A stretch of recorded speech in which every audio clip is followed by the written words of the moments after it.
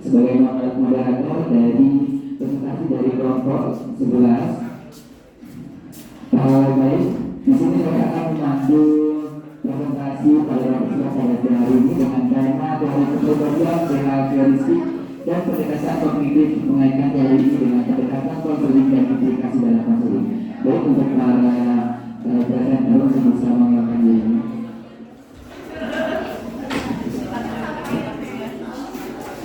Bisa mengenalkan diri, nama saya Alvina, MPM 12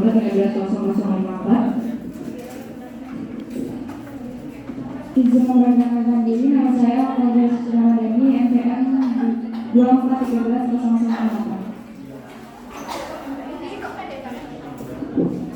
Nama saya Analisa, MPM 12130080.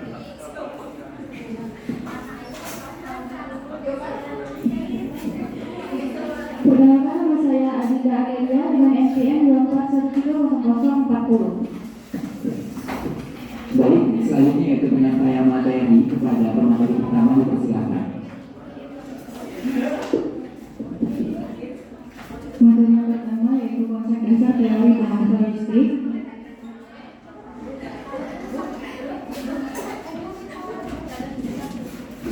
Konsep dasar teori bahasa heuristik adalah sebuah proses pendekatan dalam psikologi pendidikan yang berfokus pada perubahan perilaku yang dapat diamati sebagai hasil dari pengamatan.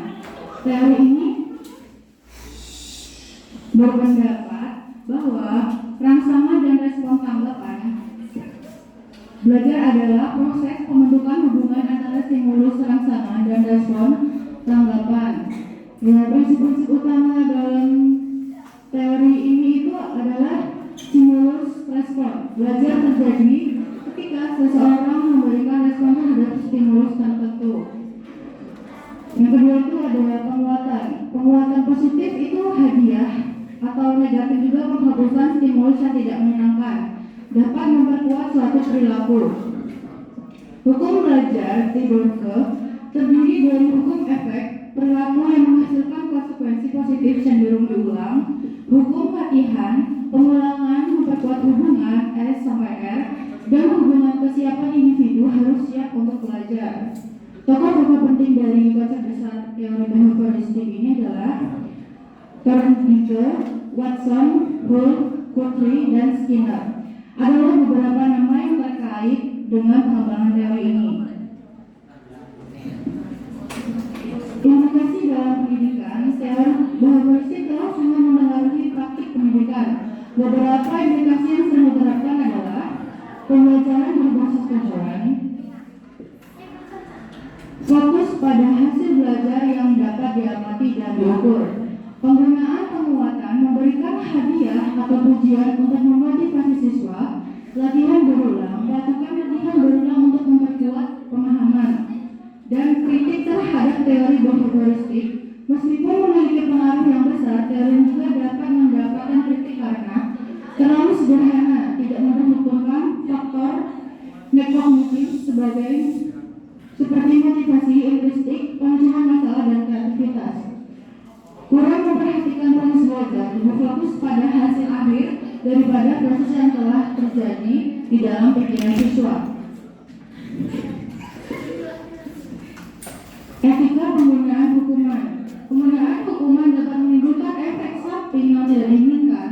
Teori belajar bahasa heuristik memberikan kerangka kerja yang berguna untuk memahami bagaimana perilaku manusia dapat dibentuk melalui pengalaman.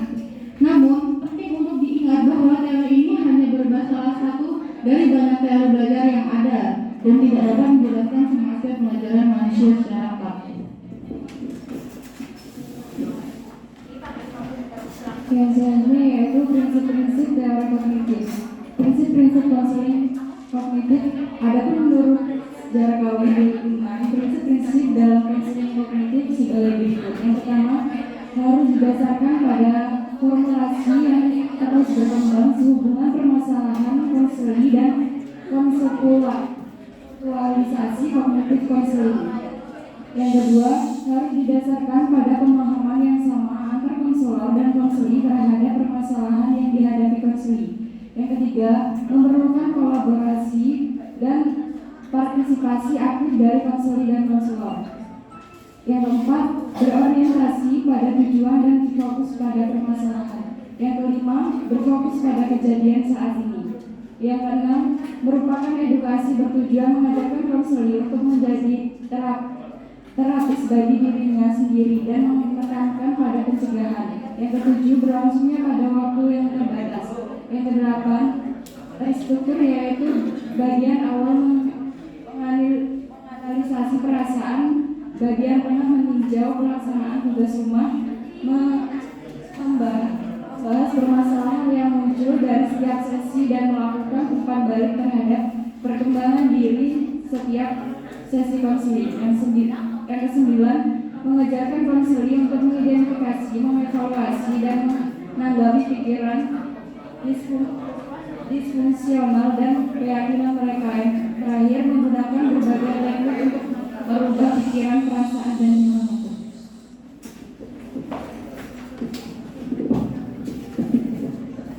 Kelebihan dan kekurangan. Kelebihan teori kognitif. Yang pertama, berbasis bukti dan telah banyak diteliti dan diuji melalui uji klinis. Yang kedua, lebih berfokus pada hal-hal yang terjadi sekarang. Yang ketiga, dilakukan dalam waktu yang singkat. Yang keempat, melatih klien menyembuhkan diri sendiri. Yang kelima, memiliki perawatan yang fleksibel. Kekurangan teori kognitif. Yang pertama, memerlukan partisipasi aktif dari konselor dan klien. Yang kedua, kurangnya perhatian pada emosi. Yang ketiga, memiliki struktur yang ketat. Kelebihan teori behavioristik. Yang pertama, berfokus pada pengamatan dan pengukuran perilaku yang dapat dilihat dan diukur. Yang kedua, penggunaan penguatan positif. Yang ketiga, memiliki tujuan yang terukur. Yang keempat, memiliki waktu yang lebih singkat. Yang kelima, fokus pada perilaku terkini. Yang keenam, teknik terbukti efektif. Yang ketujuh, fleksibilitas dalam aplikasi. Kekurangan dari behavioristik antara lain: yang pertama, mengabaikan emosi. Yang kedua, fokus pada gejala tanpa menangani akar. Yang ketiga, tidak memberikan wawasan yang mendalam pada klien tentang diri mereka. Yang keempat, pemahaman diri interpersonal yang terbatas. Yang kelima, terdapat resiko bahwa konselor dapat terlibat dalam kontrol atau manipulasi klien.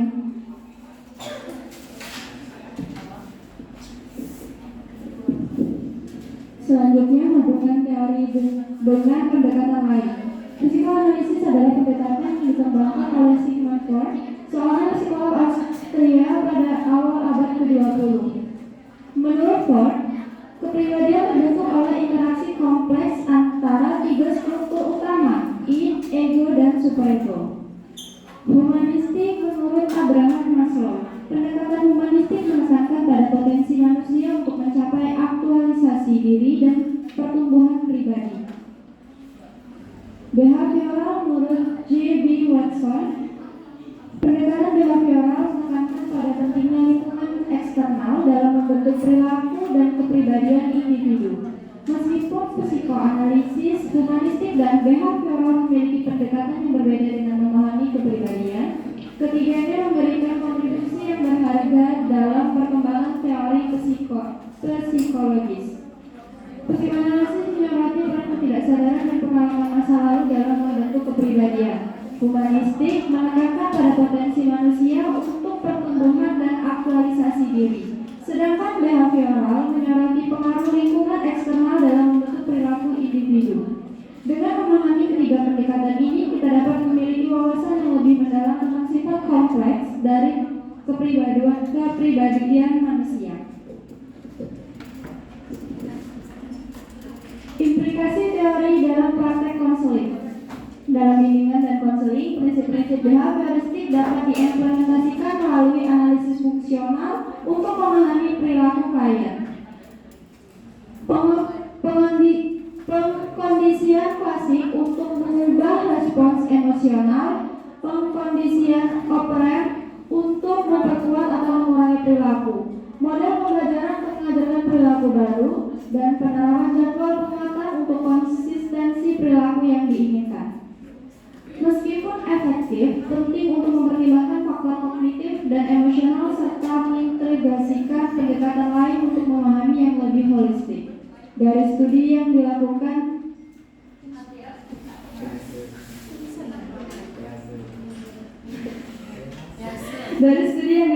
Fraser, perkembangan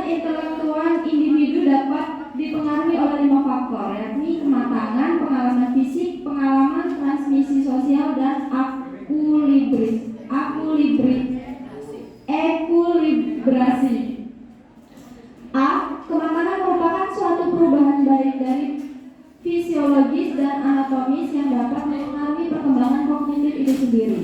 B. Pengalaman fisik adalah adanya keterlibatan individu yang dijadikan interaksi terhadap lingkungan fisik. Dengan pengalaman ini akan terjadi pembentukan jenis pengetahuan fisik dalam diri individu. C. Pengalaman logika matematika merupakan pengalaman dalam membangun hubungan atau untuk membuat abstraksi dari hasil interaksi dengan suatu objek. D.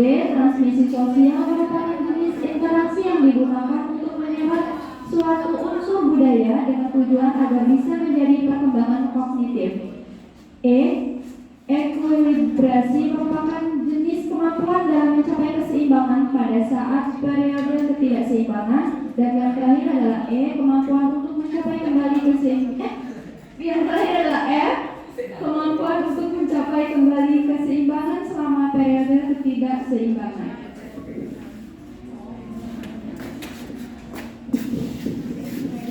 Baik, kita tadi penyampaian materi dari kelompok 11. Selanjutnya sesi tanya jawab. Oke, satu sesi 3 pertanyaan ya. Kita 2 sesi. Oke, siapa yang ingin bertanya? Kali dulu.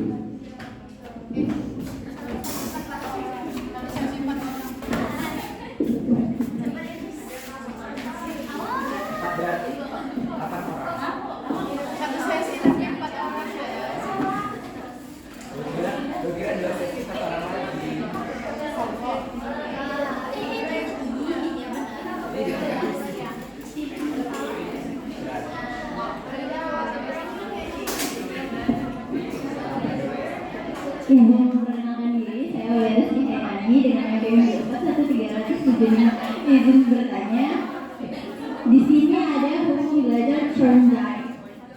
Nah, pertanyaannya bagaimana kita mengimplikasikan hukum belajar Thorndike for based on our daily life gitu. Implikasi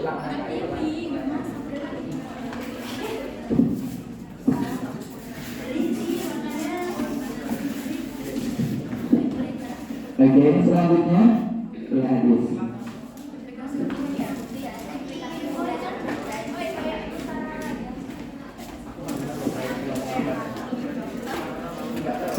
Perkenalkan, nama saya Adis Ariana dengan NPM 24130055. Pertanyaannya, upaya apa yang dapat dilakukan untuk meminimalisir kekurangan dari teori behavioristik? Baik. Selanjutnya yang cowok belum. Ayo 2 lagi yang ingin bertanya. Kalau nggak ada ditunjuk. Hola.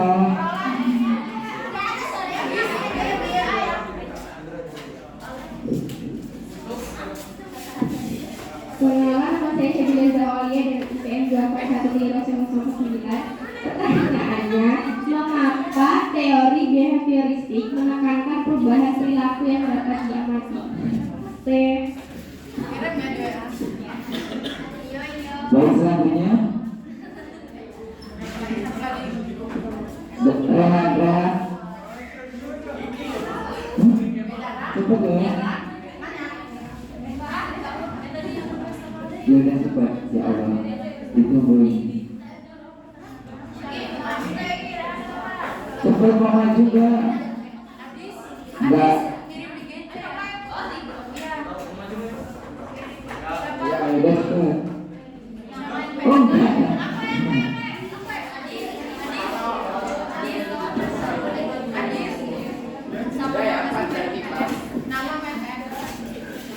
Perkenalkan, nama saya Putri Hermisha, NPM 24130057. Sini saya akan bertanya, apa sih contoh dari perilaku yang menghasilkan konsekuensi positif cenderung diulang?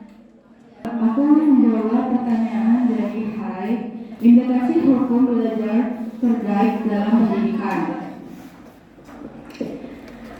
Hukum belajar ini dikembangkan oleh Edward Thorndike. Ini terutama itu ada 3 hukum. Yang pertama itu ada hukum kesepian, hukum latihan, dan hukum akibat.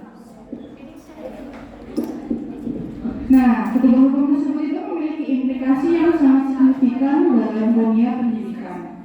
Nah, yang pertama itu ada hukum kesepian. Hukum kesepian itu apa sih? Kan?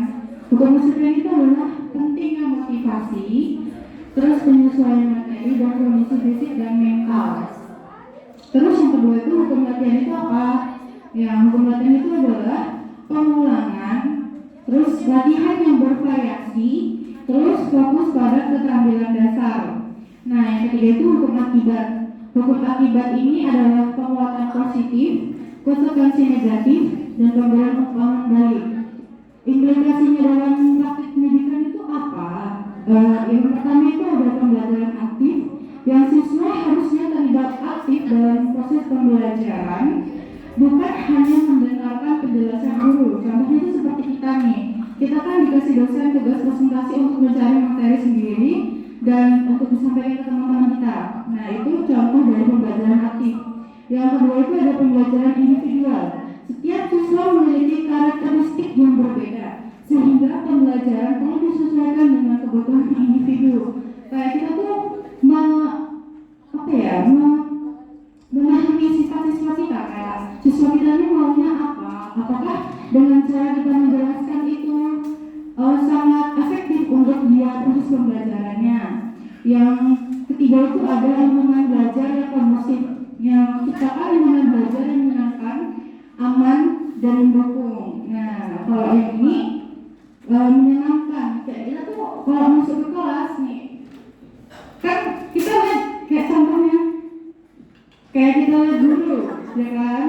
Kayak kalau guru kita udah kayak bad mood masuk ke kelas, kayak kita tuh udah kayak udahlah guru ini marah, males gitu kan. Nah, terus tuh lingkungan aman. Nah, lingkungan aman ini kayak ya saya itu merasa aman di dalam kelas, tidak ada bullying, tidak ada seperti toksik di dalam lingkungan kelas ini gitu. Dan yang ketiga itu ada mendukung. Kayak mendukung ini contohnya kayak kita mendukung siswa kita contohnya mau lomba. Nah, lomba itu kayak kita tuh dukung, bisa nak, pasti bisa, gak ada yang gak bisa di dunia ini. Nah, sedangkan lomba itu hanya lomba, menang kalah itu biasa, yang penting kita udah berani maju ke depan. Cukup, hai? Ya, terima kasih.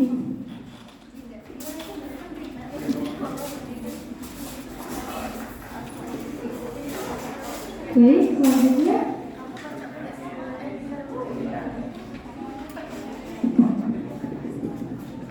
baik, saya akan menjawab pertanyaan dari Syabila. Mengapa teori behavioristik menantang perubahan perilaku yang dapat diamati?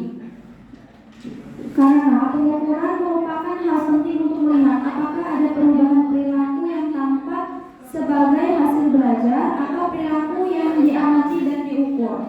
Hubungan pada interaksi antara stimulus dan respon. Jadi pengertian ini tuh contohnya seperti seorang guru SD saat memberikan tugas kepada siswa, ada yang memberikan dua pilihan, yaitu hukuman dan reward. Untuk reward sendiri, guru ini mengharapkan ketika siswa itu berhasil mengerjakan tugas, maka dia akan memberikan bintang ataupun memberikan hadiah. Untuk hukuman, ketika siswa itu tidak mengerjakan tugas, melalaikan tugas tersebut, maka dia akan memberikan hukuman. Nah, hal yang diamati pada guru ini adalah siswa yang mendapatkan hadiah tadi, kemungkinan besar dia akan terus berusaha untuk mengerjakan tugas tersebut, menjadi rajin, disiplin, dan tidak akan melalaikan tugas. Sebaliknya, untuk siswa yang malas dan mendapatkan hukuman, maka dia akan mendapatkan perasaan yang saya harus seperti dia, atau saya mendapatkan hadiah. Saya tidak akan mengulangi untuk malas mengerjakan tugas seperti itu. Bagaimana saya bilang, paham? Ada yang lain, ada sanggahan atau tidak? Baik, terima kasih. Baik, dipersilakan untuk menjawab pertanyaan selanjutnya.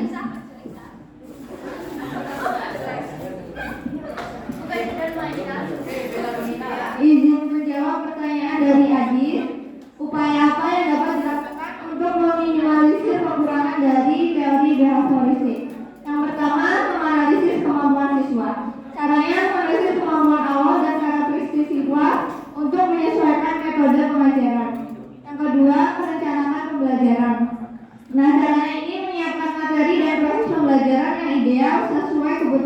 siswa. Yang ketiga, penguatan positif. Memberikan penguatan positif untuk meningkatkan motivasi dan partisipasi siswa dalam belajar. Gimana, Adis?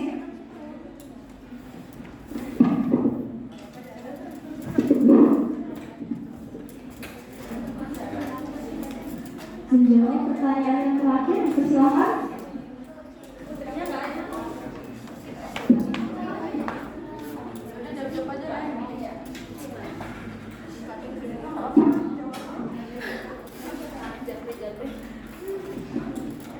Izin menjawab pertanyaan dari juri.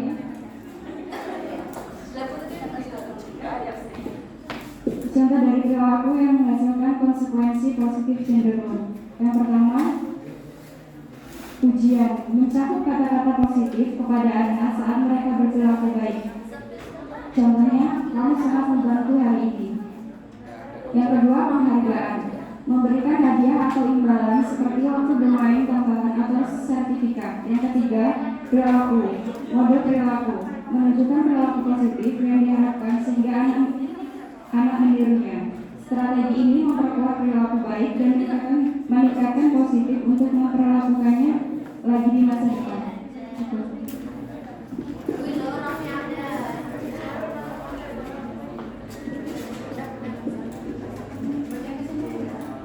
Oke, baik. Seperti itu jawaban dari kelompok 11. Bagaimana dengan kelompok 12? Apakah sudah mempersiapkan jawabannya? Oke, baik. Dipersilakan untuk kelompok 12.